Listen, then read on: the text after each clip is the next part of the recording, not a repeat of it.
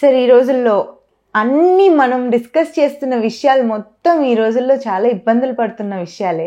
So ఈ రోజుల్లో ఇంకా కామన్ ప్రాబ్లం పీసీఓడి. చాలామంది యంగ్ గర్ల్స్ ఫేస్ చేస్తున్నారు ఇది.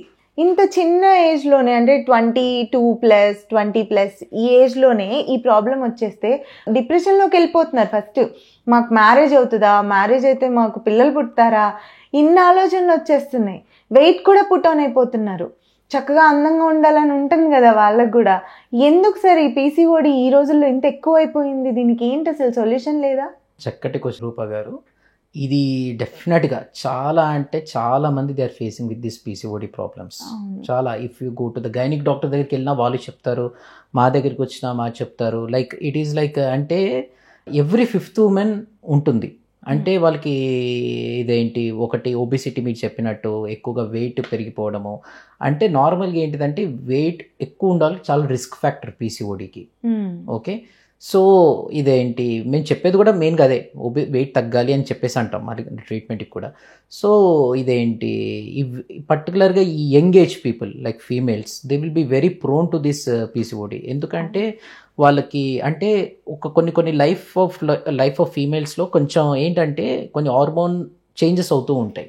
ఓకే, సో స్పెసిఫిక్గా we have to be very careful when it comes to this 20 to 40 years of age group females వచ్చినప్పటికీ చాలా కేర్ఫుల్గా ఉండాలి. పర్టికులర్గా the selection of the food maintenance కానీ ఫిజికల్ యాక్టివిటీస్ కానీ దీస్ థింగ్స్. ఎందుకంటే ఇదే మెయిన్ ప్రొవకేటివ్ ఫ్యాక్టర్, అంటే రిస్క్ ఫ్యాక్టర్ ముఖ్యంగా పీసీఓడి రావడానికి. సో ఇప్పుడు తీసుకుంటే పీసీఓడి మీరు ఇందాక అన్నట్టు పెళ్ళిళ్ళు అయితే అసలు మాకు పిల్లలు పుడతారా, ఇవన్నీ ప్రాబ్లమ్స్ అనేది డెఫినెట్ గా ప్రతి ఒక్క ఇదేంటి అదొక ఉన్న వాళ్ళందరూ ఈ క్వశ్చన్స్ అడుగుతారు. అంటే వాళ్ళ సందేహాలు ఇవన్నీ. సో ఇప్పుడు చూసుకుంటే పీసీఓడి ఏ డిగ్రీలో ఉందనేది ఇంపార్టెంట్. ఓకే, పీసీఓడి ప్రతి ఒక్కరికి ఇప్పుడు డయాబెటీస్ తీసుకుంటే, థైరాయిడ్ తీసుకుంటే, ఒబిసిటీ తీసుకుంటే, బీపీ తీసుకుంటే అన్ని డిజీజెసే. కాకపోతే ప్రతి ఒక్క దగ్గరకు ఒక రీడింగ్స్ ఉంటాయి, తక్కువ ఎక్కువ, ఇది అన్కంట్రోల్డ్, ఎన్ని మెడిసిన్స్ వాడినా తగ్గట్లేదని వాళ్ళు ఒకటి, మెడిసిన్స్ లేకుండానే తగ్గుతుంది అనే వాళ్ళు ఒకరు, కొంచెం మెడిసిన్ వాడితే నాకు తగ్గుతుంది అనే వాళ్ళు ఒకరు. సో అలా స్టేజెస్ ఉంటాయి పీసీఓడిలో కూడా.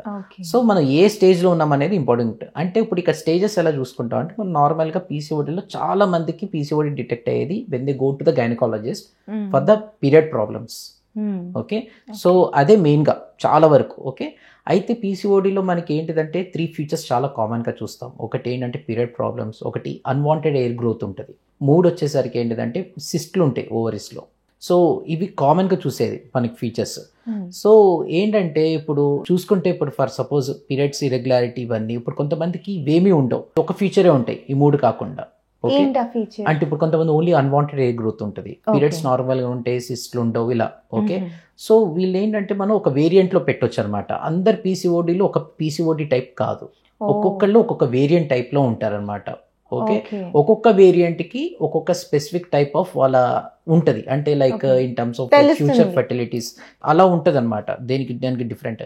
సో ఇట్టి పీసీఓడి ఒక టర్మినాలజీని ఇచ్చేసేసి దానివల్ల అన్ని మనకి ప్రాబ్లమ్స్ వస్తాయంటే అనేది కాదు కరెక్ట్ గా. అయితే పీసీఓడి అనగానే అంబ్రెలా టర్మ్ అంతే, అది దాని కింద చాలా రకాలు ఉంటాయి.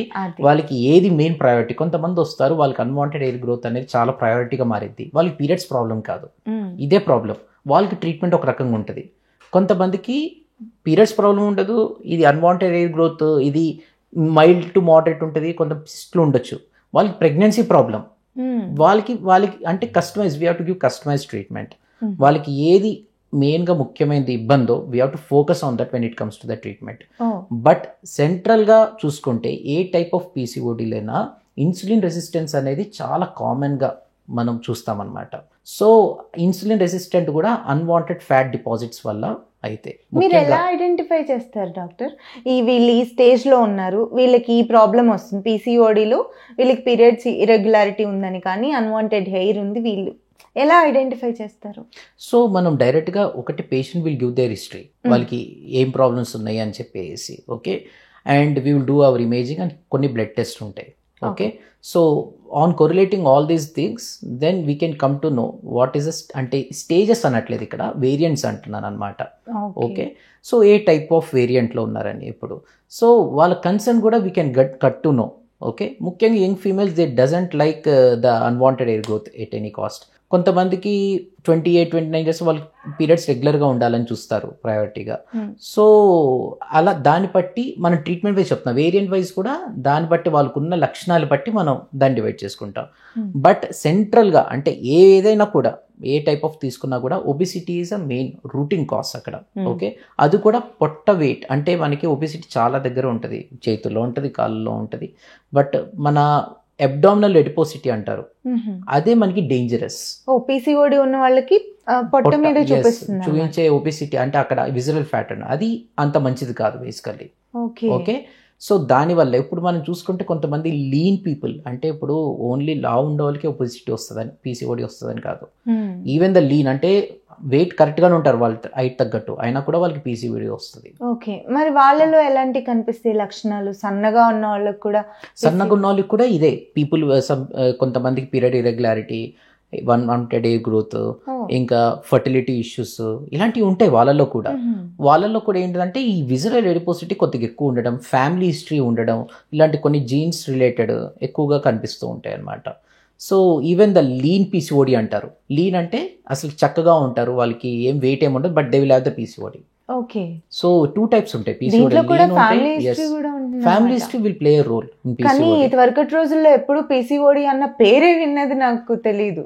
మెయిన్ గా ఇంతకు ముందు లేదు ఆ విషయం, ఎందుకంటే ఇప్పుడు చాలా మంది అవేర్నెస్ అనేది చాలా పెరిగిపోయింది. డెఫినెట్ గా అప్పట్లో అవేర్నెస్ ఉన్నా ఇంత ఇన్సిడెంట్స్ ఉండదు, బికాస్ అవర్ లాట్ ఆఫ్ అక్కడే మనకి పాతకాలంలో మనకి ఇదేంటి ప్రాసెస్డ్ ఫుడ్స్ లేవు, మనకి ఫిజికల్ యాక్టివిటీ మంచిగా ఏమైనా ప్రొక్యూర్ చేయాలంటే మనం వెళ్ళాలి కొంచెం డిస్టెన్స్, మన చేతిలోకి వచ్చి పడదు.